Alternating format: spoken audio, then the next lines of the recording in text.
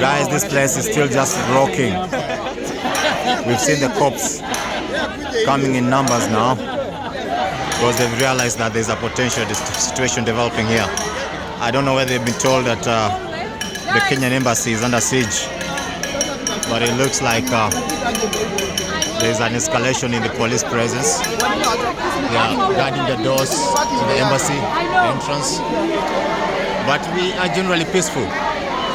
We are demonstrating in a very peaceful manner. The numbers keep growing, keep swelling by the minute.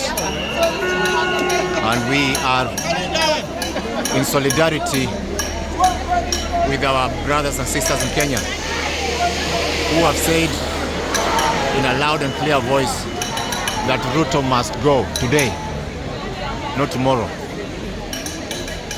So guys, viva. Keep on the good fight.